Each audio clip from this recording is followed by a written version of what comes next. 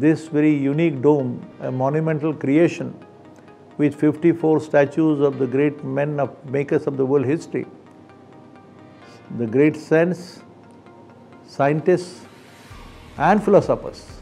54 statues have been erected, and this has been found to be the biggest of the biggest monumental creation with 160 feet diameter, 54 statues, 263 feet high. But these dimensions are not important.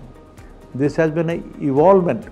It is not a, this doesn't have a architect, no planner, no designer, no builder, no construction machines, but very ordinary workers from villages have done this, like Govind Aleti, Mr. Guge, then Malviya, then our Dilip Patil, Krishna Pawar, and many other people which have done this. You will not believe it possibly, friends. I can only just show you this another volume which has come up in this coronavirus period of last 6 months. This calls that, friends, you may believe it or not, but realization of God, the universal truth, and experiencing peace. This has been the mission, and a very unique, scientifically oriented spiritual laboratory has come up for the first time in the entire world, and possibly this is to convey some wonderful, unique education system called as a value-based universal education system, which is going to show the pathway of harmony and peace to mankind.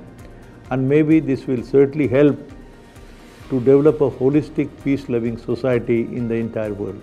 That's our hope, and this has been nothing but the journey from 1996, when this endowment lecture series in the name of Sant Gyaneshwar Tukaram was started, and possibly it has reached a certain level, reaching the purpose of understanding the equation like Om equal to E equal to mc square of the Einstein. And Sant Gyaneshwara to Einstein has been the journey. The saintly people, the great people, and the scientists and the great philosophers, and finally proving the wonderful message of what science stands for and what spirituality stands for.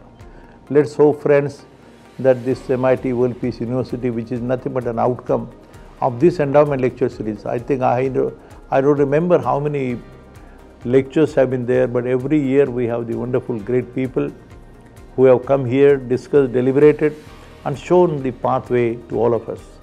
I am grateful to all those people. I cannot enlist the names of the people, but these people have given us the guidance, and they have really shown the pathway, and finally this has been the outcome, which is going to be quite useful on this present background of the coronavirus too, giving a wonderful message for the well-being of the mankind.